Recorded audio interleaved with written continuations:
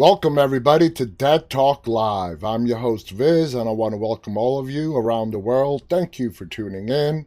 If you are tuning in for the first time and want more information about our show, please visit us on the web at deadtalklive.com. I want to say a thank you and a welcome to our great moderators, Khaleesi, Singer Chick, of course, Saz, and Marie on the Instagram side. Let me say hello to some of our regulars. We have Colette, who's joining us. Cece Wheezy is also with us. Just going down the list here. Christopher is also joining us on YouTube. We have Me Shiva just joined us on Instagram. McGraw. Welcome to all you guys. Thank you for tuning in tonight. And I promise you, next week, of course, we have guests on Monday and Tuesday.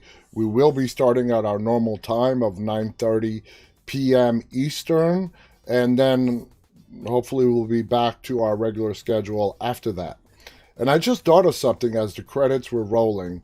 As I told you guys, I'm going to have a big announcement to make here very soon, probably by the early part of next week. And I'm as the credits were rolling, I'm like, what if this, this announcement happens and I'm ready to announce Monday or Tuesday with my guests on the show? Do I hold it off till Wednesday? Do I just post it on social media? What are your guys' opinion on that? Would you rather find out live here on the show, maybe till Wednesday, if it does happen before that? Or would you just want me to post it on social media? Do a combination of both and see how that works out. Let's see. Welcome to Ayandi, who's just joined us on Instagram. Rico0506 has just joined us on Instagram. Let's see who else has come in. Khaleesi says Wednesday. Okay, Wednesday. Yes, hold it off till Wednesday. Christopher, yep, love to hear it live on here. Okay, so it's settled. If the news becomes finalized before Wednesday, I will hold off announcing it till Wednesday night's show. And hopefully everything will be wrapped up by then. I'll be able to make the announcement. And that should be good to go. Reminder, Monday and Tuesday we are having stars and the producers from the movie 1BR. If you guys, I would encourage you, giving you some weekend homework. And the weekend homework involves watching a Netflix movie, which is called 1BR. It's a horror movie, psychological horror movie. It's really awesome. Monday, we're going to be having the producer and Naomi Grossman together. And just a note for our Instagram viewers, because of the limited real estate that Instagram gives us, I've been over this many times before, I'm going to have two guests on Monday, which means I'm going to put them like right here. So the people on Instagram will not be able to see our guests. So I encourage all of our Instagram viewers, if you want to watch that interview on Monday, to tune in on any of our other platforms. We do stream simultaneously to YouTube, Instagram, Facebook, Twitch, and Twitter. So you could pick any other platform. To all our Instagram users, you can pick another platform and you'll be able to fully enjoy the full broadcast. Welcome to Philip. Welcome to the broadcast, Philip. Let's see. Welcome to Sej, who's also just joined us on Facebook. And then Tuesday, we're going to have the star of the movie 1BR, Nicole Bryden Bloom. She is the star character by the name of Sarah on the movie 1BR. Make sure you guys watch it. That's your weekend homework. Watch a movie, 1BR on Netflix. And then the following week, on Monday the 22nd, we are going to have Tom Matthews from Return of the Living Dead. How can we? I think everybody here has seen Return of the Living Dead. The funny zombie movie, cult classic. Tom Matthews, if you don't remember, was the new warehouse employee where they released the zombie virus container into the air. And of course, it went up into the atmosphere, blended in with the clouds. It started raining, and people started dropping dead and coming back. Not only that, in those containers were zombies that they released. And these zombies were special zombies. These zombies were not interested in just flesh, they wanted brains. Part of, big reason why Return of the Living Dead is just so hysterical. So Tom Matthews, who plays the warehouse worker, who is being shown the ropes when they release the toxin into the air, is going to be joining us Monday the 22nd. He was also in Friday the 13th, Part 6. He played the character of Tommy, who we met as a little boy in Friday the 13th, Part 4. So that's coming up on Monday. And then Friday the 26th, we are having Roger from the original Dawn of the Dead. Scott Renninger is going to be our guest Friday, March 26th. That's right. The original Walking Dead, Roger. Remember Roger, who was being the cowboy when they were moving the trucks around to secure the mall? And as he's being a cowboy, going all crazy on the zombies, he gets bit. And he's also in the main poster for the film as he's turning into a zombie. Remember, they have him covered up in that back room with a sheet after he dies, keeping an eye on him to see when he comes back. And you slowly start to see the sheet coming down, and you get to see Roger as a zombie, and that is the iconic Dawn of the Dead poster. And we're talking about the original Dawn of the Dead, the 1978 version. The 2004 version was awesome. I love the remake of Dawn of the Dead, the 2004 version. But the original is awesome as well. I mean, that's George Romero right there. So a lot of good guests. All those guests have been posted on our website. So you can see the entire list by going to deadtalklive.com. So I see somebody's asking if 1BR is a supernatural flick. No. Like I said, it's a psychological horror.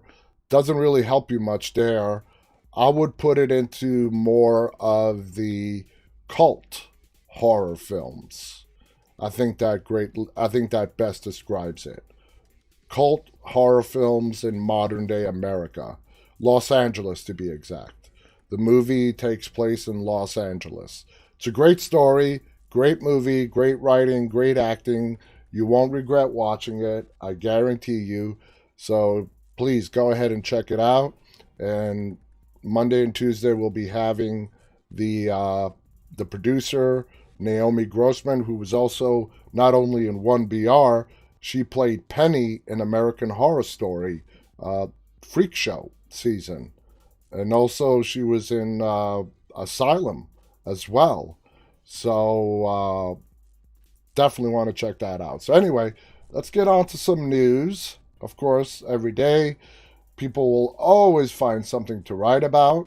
And as I mentioned yesterday, I believe in this upcoming episode, which some of you may have seen, of The Walking Dead. It was released yesterday on AMC Plus. So I don't know how many of you have seen it. I have not seen it yet. So please, no spoilers. But I think this is where we're going to meet Robert Patrick, who plays the character of Maze. As if The Walking Dead's characters did not have enough to worry about, now they have a genuine Terminator in their midst. Although Season 10, Episode 19, has not aired on AMC yet, AMC Plus subscribers got early access and learned all about this new character. So there you go. It's confirmed. Robert Patrick is in this next episode. And what he could mean for the remaining episodes. The following contains spoilers on Season 10, Episode 19. What do you guys think? Should we continue or not? I mean, this has spoilers. I haven't seen it. I mean, I'm okay with getting a little bit of spoilers.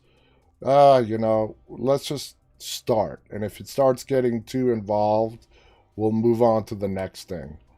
Khaleesi writes, no. All right, let's just move on. But at least we know now that Robert Patrick is in this episode coming up of The Walking Dead this weekend. So, the 10 cosmic horror movies that left fans and critics divided from best to worst.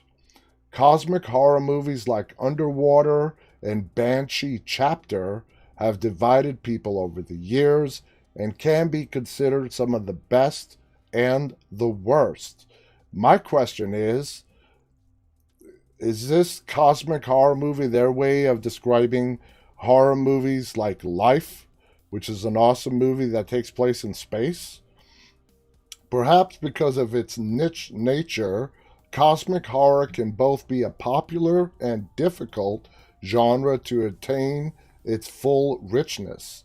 Example figureheads of the concept are works such as John Carpenter's Apocalypse Trilogy, Mandy, Alien, and The Twilight Zone. On the other side of Hollywood filmmaking, independent features are particularly unpredictable in their subject matter, level of graphic imagery, and overall outcome.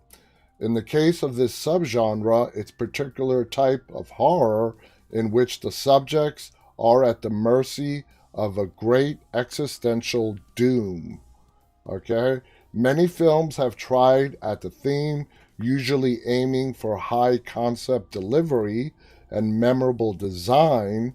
Those same works have since been scorned by critics and audiences alike, later praised as cult classics or ultimately left in the dust. So, number 10, Banshee Chapter, 2013. I have not seen this movie. The 2013 found footage drug horror focuses on a filmmaker and a journalist as she searches for the answer as to how her friend's strange and violent end is related to government DMT testing. The pacing and scares are exciting, and the presence of some memorable characters and simple yet terrifying imagery helps cushion the nonsensical aspects of the plot and the filmmaking itself. Now remember, they're going from best to worst. Although the film approaches itself as a found footage, many times a cameraman is never acknowledged, bringing up the question if anyone, what the hell is that word? You know what? Screw it. If anyone even exists, I do not even know how to pronounce that word. Nonetheless, the jump scares are for once deserved, and the ride is an enjoyable, wild one. How many of you guys have seen Banshee Chapter? I haven't seen it. Sounds interesting, though. Might check it out. Number 9, Underwater, 2020. The recent 2020 release starring Kristen Stewart divided critics. From the audience's standpoint, they seemed to either stay indifferent towards the flick or were momentarily entertained. Essentially Alien, but underwater. The plot takes place in a futuristic mining rig as it begins to break down due to external forces guarding the deep. All right, that sounds kind of interesting. It's not really a movie that will deliver scares nor unique design and ideas, but the kill scenes stand as both creative and disturbing as each cast member is plucked off one by one. While the viscera is nasty fun, the uneven tone, forcing manufactured grandness over well-paced thrills, ruins the film's last moments altogether. And we've had this discussion before on how filmmakers really try to get fancy in the last few seconds of a film, whether it's in the hopes of having a sequel one day, or I don't know, I think they go a little too far sometimes, and you have a great film that gets partially destroyed by the last couple of seconds because they take it a little too far. Welcome to Stone Walkers, who's just joined us on YouTube. CC writes, I don't care for underwater too much. Neither do I. Neither does Singer, for that matter. Let's see. A lot of people are coming in on Instagram. Welcome to all the people who just joined us on Instagram. So, number 8 is Color Out of Space, 2019. The Nicolas Cage film is a by-the-book love letter to Lovecraft. Audiences and critics both panned the story, leaving much to be desired, although they stayed for the gross-out special effects and creature design, as well as Nicolas Cage himself. Number 7, The Void. I've definitely seen this. While the concept was strong and dedicated to Lovecraftian image, The Void played on the Thing's formula without providing a clear plot or characters. A film about a group of people trapped within a small hospital by a strange masked cult and chased by mutated monsters.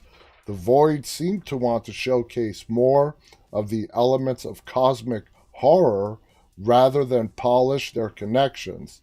Nonetheless, entertaining to many, The Void has since garnered cult status. Now, I'm going through this list of movies, and I'm still trying to figure out what cosmic horror is. They're not all in space, so that notion is out the door.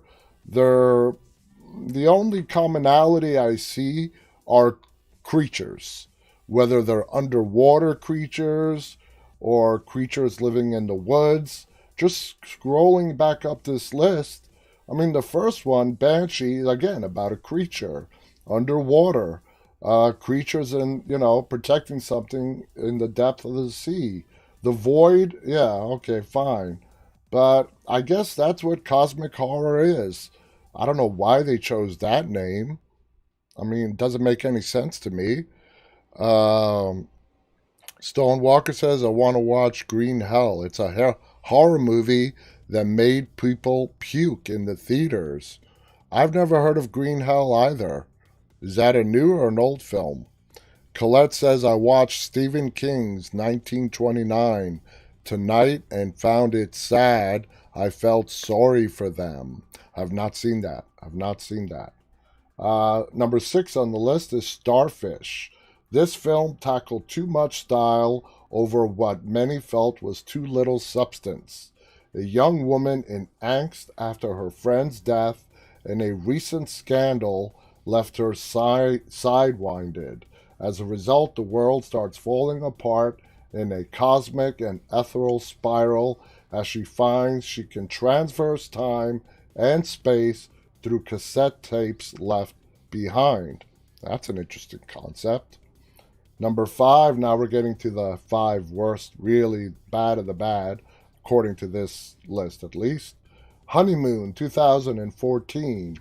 A picturesque couple shows themselves away for their honeymoon at a cabin in the woods. Right there, I'm sorry, I've been married, I've been on a honeymoon, but a honeymoon at a cabin in the woods, no. How many people out there, whether you're married or single, hoping to be married one day, not hoping to be married one day, just doesn't matter. How appealing does a honeymoon in a cabin in the woods sound to you? It doesn't appeal to me at all. Christopher also says, no way. Colette also says, not for me. I went on a cruise. Around the Caribbean. Grand Cayman, Cancun. I loved it. The best vacation of my life. We said we would go on many cruises during our marriage. It was our honeymoon. 21 years later, 3 kids later, no, has not happened since. We have not been on a single cruise since our honeymoon. I guess we're going to have to wait till retirement. Because, yeah, kids came along. Kids come along. Yeah, and kids have a way of changing your life's plans. God bless them. I love them all. But, yeah, it kind of turns your life upside down a little bit. So, couple, honeymoon in the woods, cabin, at first incredibly grating in the gratuitous gushiness and desperation to get the audience to see the characters as cute, relatable couple to the point of cringe. The film eventually gets better as it becomes more graphic and mysterious. It meanders on pace wise, though the mystery keeps the audience hanging. Many found themselves unsatisfied with the ending, but pleased by the gore and special effects. The acting gets better as it goes along as well. And I've said this a lot, and I'll say it again. What makes a good horror movie for me is not the amount of gore. Yeah, as a horror fan, I appreciate gore. It's entertaining to watch. I love the effects. I love the people that do the effects, the makeup, the CGI. But gore alone does not make for a good movie. And I don't think I've met anybody who would say that a movie was awesome just purely based on the amount of gore that was in there. Number 4 on the list. Now remember, we're going in reverse order. Number 4 is She Dies Tomorrow. Last year, 2020. In this psychological black comedy, a group of characters crosses into the existential as a contagious thought takes them over. A contagious thought. All right. Starting with one woman, the thought of death and or end coming on in the next day, and the mystery and awkwardness that comes with it causes much room for intrigue. While the concept stands strong and invited viewers in, namely on the behalf of the marketing, many felt the plot was thin, repetitive scenes, and use of music left the mystery and existentialism much less desirable and more grating. 3. Spiral, 2020. Not to be confused with the Spiral movie that's coming out this year, which is a continuation of the Saw movie universe, starring Chris Rock and Samuel Jackson. So Spiral 2000, the film adaptation of Junji Ito's manga horror epic Uzumaki, has grown a cult following since its release. On the other hand, its favorability amongst critics, Ito fans, and audience members has been less than affirming. Many felt that the story shortchanged the meaning and themes of the manga as a whole, namely in making the first chapter the entire film's plot, resulting in some controversy among Uzumaki's readers. The special effects and tone divided many, incredibly nauseating and purposely disgusting, consequently panned by some as unrewatchable. A new short anime series based on the manga is set to air on Toonami in the near future. Number 2, Yellow Brick Road, all one word. Yellow Brick Road, 2010. A small town disappears into the forest after collectively watching The Wizard of Oz. All right, there's a concept for you. A few hundred people's bodies are found, and the state of their deaths indicate they went insane.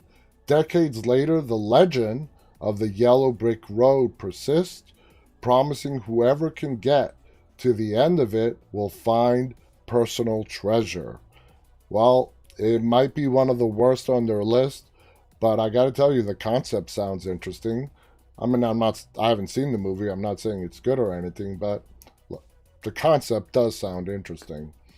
All right, number one on the list is The Endless, 2017, a film about two adult brothers, also former cult members, deciding return to the cult for old time's sake before moving on with their lives.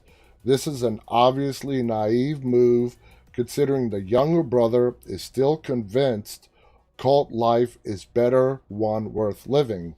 Upon their return, for whatever reason, strange things begin to happen due to the location of the base. Now, if you remember the other day, I talked about a movie. There are two movies that take place in the same area. It seems to be an area that is controlled by aliens. Once you go in it, your life, like a day's events, just keep repeating over and over and over again. I have seen The Endless.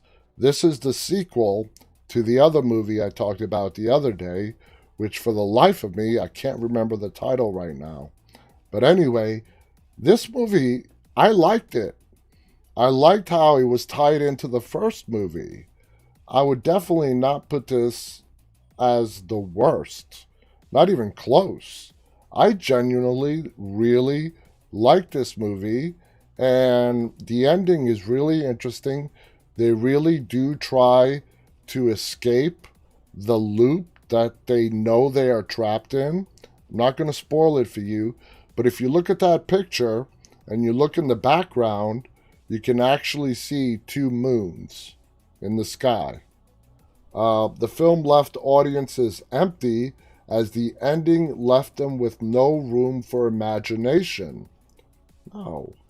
The plot and devices are not scary, and while they can be interesting, the journey led by characters either bland or annoying resulted in an anticlimactic end. And I absolutely 100% disagree with that. I'm sorry. I just completely disagree with that.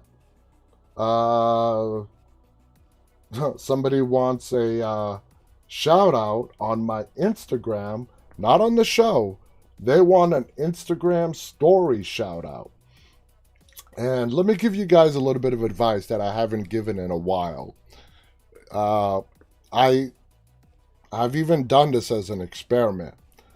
Yeah, I have over 100,000 followers on Instagram alone. Another 200 plus thousand on Facebook, 17,000 subscribers on YouTube. Anyway, I did an experiment to prove something to someone one day. They were begging me for a shout out on an Instagram story. And I actually took the time and explained to them that it won't help you. Me giving you a story on Instagram just with a link to your Instagram profile is going to give you no followers. And I proved it to him. I conducted a little experiment. I told him, give me your best picture. He gave me his best picture, and I gave him a story, a link to his profile on Instagram, and the whole 9 yards. He loved it. Okay? At the end of the 24 hours, because after 24 hours, the Instagram story gets taken down, I proved to him what I was telling him. I took a snapshot of the analytics for that story. At the end of that story, I ended up gaining 20 followers, and he got a total of 3. It doesn't work, guys. It really does not work. It just doesn't. Not only that, people don't like to cross platforms. I mean, that's why my followers are so spread out unevenly. I mean, it means I have unique followers primarily on all the different platforms. But if I just created a story and told everybody on Instagram to please subscribe to my YouTube channel, I would have over 100,000 YouTube subscribers. It doesn't work that way. It's just human nature. People do not like to cross platforms, and you getting a story from someone who has a lot of followers, they're not going to start following you just because you got a story. So I really hope you understand that. I'm not making it up. I love actually helping people get followers. I love helping people get started. If you want to start a live stream, giving out advice, how to get guests and whatnot. Don't waste your time if your sole purpose is to just gain followers, which at the end of the day, let me just tell you, you got to ask yourself this very important question. Whatever the number of magic followers that you have in mind, once you achieve that, what are you going to do with them? Okay, let's say you want 50,000 followers. Okay, let's say you get that. What do? What's your next plan of action? So just think about that for a second. Anyway, the Walking Dead star Seth Gilliam opens up about surreal death threats. I hope this is not about him getting real life death threats, because that would really upset me. The Walking Dead star Seth Gilliam has opened about receiving death threats from fans. There we go. Why? The star who plays Father Gabriel in the AMC drama series was talking about filming season 10 during the coronavirus pandemic when he made the admission. What's been surreal to me is sometimes people not being able to see fiction from reality, and God knows I have hammered that into my viewers over and over again. And assuming I was Father Gabriel and not Seth Gilliam, when they questioned the choices the character made on the show and started to send me death threats and stuff, that was surreal. Yeah, there are some crazy people out there. I'm sorry, but if you cannot separate that an actor is doing a job that was written for them by writers and they're doing a job, and you can't separate fact from entertainment fiction, that doesn't put you in the same category for me. Speaking about filming the additional episodes for season 10 under COVID restrictions, Gilliam added that was kind of surreal, feeling like I was putting on some kind of astronaut suit to get from point A to point B and then just take it all off and be in the character again. That was a little surreal, people moving away from us as we were moving towards them because they had to keep a 10-foot distance. So there was an invisible force field that would push people away. Meanwhile, Lauren Cohen, who plays Maggie, recently discussed her ideal ending for the show. That's the end of the article. But first of all, why are they sending Seth death threats? What did he do recently in this past season 10 that would warrant any fans sending the actor death threats? Besides the fact that they're not sane, I don't put them in the sane category, and they can't separate fact from reality, fact from fiction. What did the character do that upset them so much? Gabriel was pretty badass in season 10. He put his life on the line. He was willing to die, put his life on the line so the others can escape down that elevator shaft. Until Maggie showed up, saved him, took care of the Whisperers. Colette writes, if that's how they feel, they should not watch. Exactly. Khaleesi also writes, that's why Chris Hardwick always says, remember fans, this is not a documentary. Exactly. That's a great saying. That is This is fiction, guys. This is scripted. It's a scripted show. It's not real. Okay?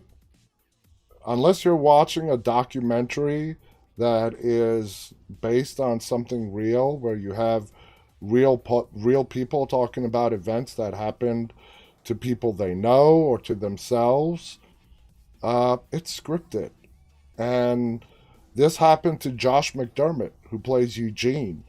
He got death threats during the whole Savior incident. When Negan took him in and he aligned himself with the Saviors, Josh McDermott got so many death threats that he shut down all of his social media accounts. You're not going to find Josh on any social media, and I don't blame him. It's scary, man. It's scary out there that there are people who, if they see you walking down the street, they're not going to see Josh McDermott. They're going to see Eugene. And Eugene being a traitor and possibly come after him. Ugh. I don't get that, man. I really don't. Andrew Valentine is with us on Instagram saying, I agree with you. Love the floating love hearts, guys. Thank you for, supporting what I'm saying. And we are getting close to 50 guests that we have had on this show in almost 11 months. We haven't even been on for a full year yet. And these are regular people. These are normal, regular people who are doing a job. They are no different just because their job involves them being in front of a camera. They are no different from anyone else. They're not. Everyone has this theory that because you're on a TV show or you were in a movie, that first, you're rich. Woohoo, you're rich and famous. No. These people have to work hard, just like everybody else here who works hard. Very, very few actors in Hollywood can say that, I've had a long, successful career and, are rich, rich, rich. Everybody, the majority of these actors, they're looking for work, from work to work. And they go out there and they work very hard. And they earn every penny that they make. And that's why I love talking to them. I love having them on my show. Because, we know their character that we see on the screen. I want to learn about how they do their job. What makes them get into the mindset to play out a particular scene, to be a particular character, how they got started in the industry. Remember, this industry, the entertainment industry, it's mostly rejection. There are a lot of people out there who want to be actors. And not only actors, there are a lot of people out there that want to be directors, producers, editors, whatnot, you name it. This is a very difficult industry to even get your foot in the door. And they should be very proud for what they have achieved. But at the end of the day, they're just hardworking people like everybody else out there. Iska is with us. Hey, it's good to see you on the show. Iska Agus on YouTube is one of our writers on Dead Talk News, saying, especially right now, it can't have been easy being an entertainer in the last few years. Yeah, I totally agree with you. Colette writes, it's got to be taken seriously. Think of John Lennon. Exactly. Look what happened to John Lennon. A fan came up to him as he was approaching his apartment in Manhattan and shot him. Just a crazy fan. Killed John Lennon. So yeah, if you're going to make death threats to someone and you think they understand that, or they're going to assume that you are completely sane and that they should automatically know that they're talking about your character, you are 100% dead wrong. Anyway, let's move on. Here's the poster for Ben Wheatley's next horror movie called In the Earth, arriving April 30th. Very sinister looking poster right there. Sort of reminds me of Leatherface, but instead of a chainsaw, he's got an axe. The next genre offering from Kill List high-rise filmmaker Ben Wheatley is a chilling folk horror called In the Earth, a hit at Sundance. The film will release April 30th via Neon. We don't have a trailer yet, but check out the creepy poster at the bottom of this article. Oh, here you go. What do you guys think of this poster? It's a cool poster. It's a monolith.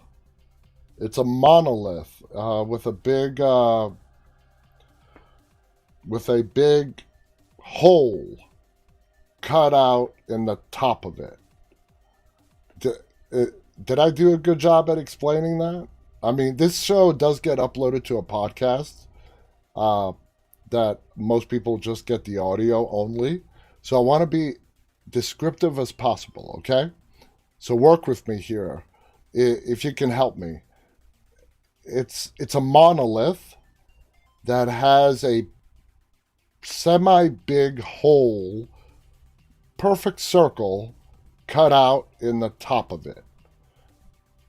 And it, might remind you of something else too. Colette writes, I'd rather not say, with a laughing emoji. Lisa is with us saying, that looks weird, laughing out loud. I see everybody on Instagram is getting a good laugh on that one. Yeah, it's funny.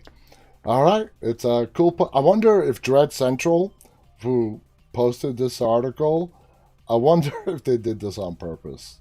You gotta wonder. I mean, I don't know. 8 must-see movies for American Horror Story fans. Jeez, we're 43 minutes in. We're not going to have enough time for this. I do want to talk about our topic today. Today we're talking about haunted houses, okay? We'll see if we have any time afterwards. But our friends over at Watch Mojo, I love their videos. I love Watch Mojo. Love sharing their videos with you guys. They put together a video of some of the creepiest haunted houses out there. I want us to take a look at this list together. And I think this is a real life list of haunted houses, not fictional haunted houses that have been portrayed in the movies. So I can't get that poster out of my mind of the monolith. I can't. All right, let me bring up this video, and let's go ahead and watch this, because I gotta find something to distract me from that monolith poster.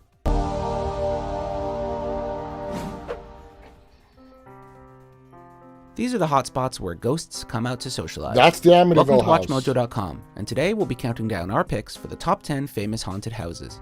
Before we begin, we publish new content every day, so be sure to subscribe to our channel and ring the bell to get notified about our latest videos. For this list, we're taking a look at homes around the world with twisted backstories and reports of paranormal activity, suggesting that they might actually be haunted. Just to clarify, we're only exploring houses on this ghost tour, so don't expect to see the Stanley Hotel. Number 10, Lalory Mansion, New Orleans, Louisiana. Much like the mansion she lived in, Delphine Lalory might have seemed classy on the surface. Behind closed doors, though, she was an unspeakably inhumane slave owner. This wealthy socialite's crimes were exposed on April 10, 1834, when a slave set her Royal Street house on Kathy fire. Bates played When the her public on learned of the American slaves Horror Story. Lalory had tortured and possibly even murdered, they chased her out of New Orleans and she fled to Paris. Over the years, her 3-story mansion has served as a school, Coven. an apartment building, and much more. Actor Nicolas Cage even briefly owned it before going bankrupt. Nobody seems to stay at the mansion long, however, leading many to believe that it's cursed. Nicolas Number Cage 9, went bankrupt. Blickling Hall, Blickling, England. This Norfolk country house is speculated to be the birthplace of Anne Boleyn, the second wife of King Henry VIII. Although the Queen of England gave birth to Elizabeth I, she couldn't fulfill Henry's desire to have a son. As their marriage reached its breaking point, Boleyn was charged with adultery, incest, and conspiracy to murder the king. While many historians believe these charges to be fabricated, Boleyn was still executed by beheading on May 18, 1536. At least she was dressed up nicely. It's rumored that Boleyn's headless ghost annually appears at her birthplace on the anniversary of her death. That's why the National Trust ranked Blickling Hall as the country's most haunted house. Number 8, House of the Seven Gables, Salem, Massachusetts. This colonial mansion was built by Captain John Turner in 1668 and remained in his family for 3 generations. The house's unique design and history would provide the inspiration for author Nathaniel Hawthorne's 1851 Gothic novel, The House of the Seven Gables. Today, the house operates as a museum that offers educational programs. How many out there have actually visited Salem, Massachusetts? It's only fitting that the house is also I've never been there. I actually want to go. Paranormal activity. Various guests claim to have seen the ghost of Susan Ingersoll, Hawthorne's cousin, who previously lived in the house. Another tourist even snapped a photo of what they believe to be a ghost boy lurking in the yard. Number 7, Molly Brown House, Denver, Colorado. Welcome. Margaret Maggie Brown not only survived the 1912 sinking of the RMS Titanic, but also encouraged the lifeboat crew to turn back and rescue others from the wreckage. Because of this, she was dubbed the unsinkable Molly Brown. Although she passed away in 1932, it's possible that Brown was unsinkable even in death. It's been reported that her spirit still resides at her old house in Denver, Colorado, which was restored in the 1970s and is currently a museum. Visitors have also smelled pipe smoke, suggesting the presence of Molly's husband, James Joseph Brown. Other alleged apparitions include a female in a Victorian dress and other members of Molly's family. Number 6, Myrtles Plantation, St. Francisville, Louisiana. Now a bed and breakfast, the Myrtles Plantation is promoted as one of America's most haunted homes. General David Bradford built the house in 1796, supposedly on an ancient Tunica Indian burial ground. A Native American girl is actually one of several manifestations that have been spotted at the plantation. The ghost who's gotten the most attention, however, would have to be Chloe. According to legend, Chloe was a slave owned by Clark and Sarah Woodruff. After getting her ear cut off for eavesdropping, Chloe baked a poisonous birthday cake, which she fed to Sarah and her 2 daughters. As a result, the other slaves hung Chloe and threw her dead body into the Mississippi River. Number 5, Whaley House, San Diego, California. In 1852, Thomas Whaley witnessed the hanging of James Yankee Jim Robinson, who had been convicted of grand larceny. Years later, Whaley built a 2-story Greek Revival house out of bricks on that exact site. In addition to being the first house of its kind in San Diego, the Whaley residence also functioned as a theater, courthouse, and general store. Most significantly, it's rumored that the ghost of Yankee Jim haunts this historic house. He's apparently not alone either, as his daughter Violet Whaley supposedly committed suicide on the property in 1885. When Thomas and his wife reunited with her in death, it's believed that their spirits remained in the house, now a museum. Number 4, Winchester Mystery House, San Jose, California. Yeah, we all know this extravagant mansion was the home of Sarah Winchester, the wife of firearm manufacturer William Wirt Winchester. When William died, Sarah became the heiress to his $20 million fortune, but also supposedly inherited the figurative blood on her husband's hands. As legend has it, Sarah believed that the souls who had been killed by the Winchester rifle were haunting her from beyond the grave. Taking a psychic's advice, Sarah fled from the spirits by moving to San Jose, where she built a house consisting of over 160 rooms. The Winchester Mystery House, which now offers guided tours, has allegedly been a magnet for paranormal activity. Sarah Winchester's story also inspired a 2018 movie starring Helen Mirren. Number 3, Lizzie Borden House, Fall River, Massachusetts. Lizzie Borden stands out as one of American history's most infamous figures, having been tried for murdering her father and stepmother with an axe in 1892. But she so was it shouldn't acquitted. come as a surprise that the house she once lived in potentially has some ghostly baggage. A century later, in 1996, her father's house at 92 2nd Street in Fall River, Massachusetts, was converted into a bed and breakfast. Numerous guests have visited the B&B in hopes of catching a glimpse of Lizzie's and her parents' spirits. If you're worried about getting 40 whacks, maybe sleep with one eye open. Number 2, the Amityville Horror House, Amityville, New York. If you haven't read The Amityville Horror by author Jay Anson, chances are you've at least seen one of the several film adaptations. This horror franchise actually originated from 112 Ocean Avenue, where Ronald DeFeo Jr. shot 6 of his family members to death. In 1975, just over a year after these gruesome murders, George and Kathy Lutz moved into the house with their 3 children. But 28 days later, the Lutz family departed after allegedly having several run-ins with the supernatural. In 2017, an anonymous buyer purchased this notorious dwelling for $605,000, about $200,000 below the asking price. We can only hope the new owner doesn't run into any vengeful demons. Number 1, the White House, Washington, D.C. It's amazing to think that the most iconic house in the U.S. is also, arguably, the most haunted. Strangely enough, 1600 Pennsylvania Avenue has been the setting of numerous ghost stories throughout history, many of which involve Abraham Lincoln. First Lady Grace Coolidge supposedly saw President 16's ghost looking out the Oval Office's window. Both Lady Bird Johnson and Eleanor Roosevelt claim to have felt Lincoln's presence while living there. Visitors like Queen Wilhelmina of the Netherlands and British Prime Minister Winston Churchill also allegedly saw ghostly figures they believed to be Lincoln's ghost. In addition to President Lincoln, Andrew Jackson, Abigail Adams, and various other political figures have supposedly haunted the White House. All right, there you have it. A little surprised that the White House would be number 1 on the list. And there was a lot of stuff left out there, especially in regards to the Amityville house.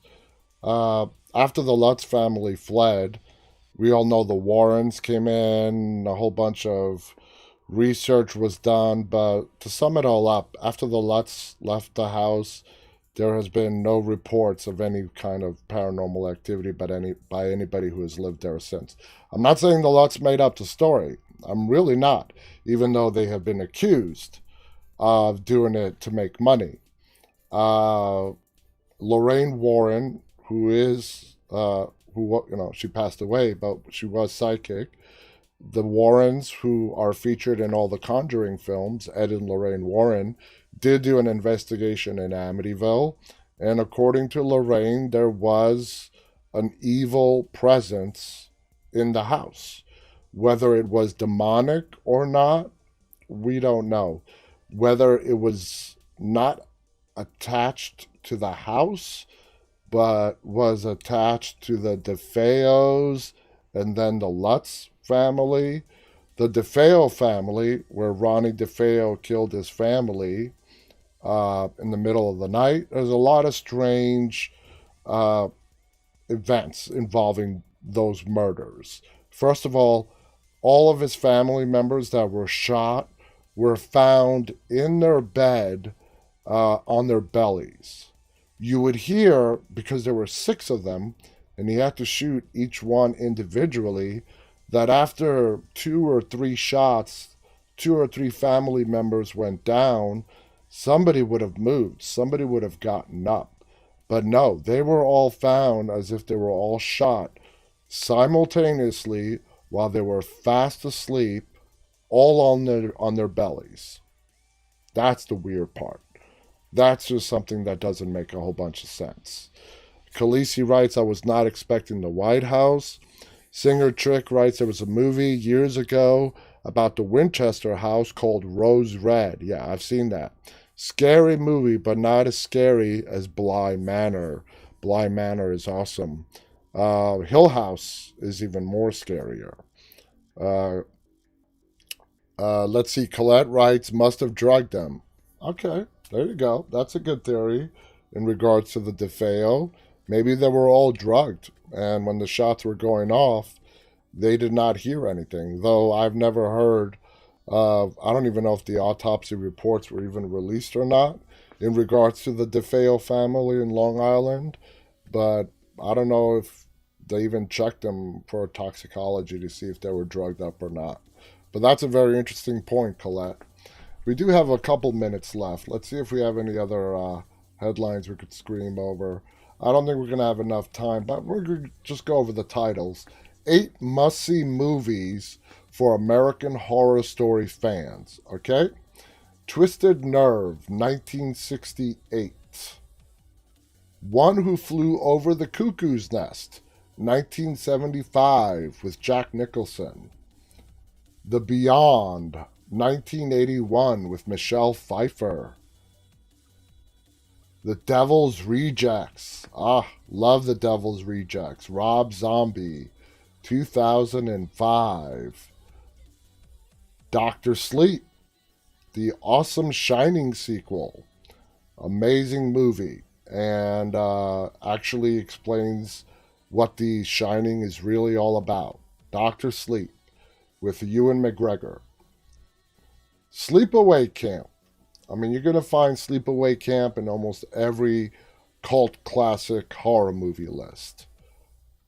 Rosemary Baby, another movie you're going to find on that same kind of list. And beyond.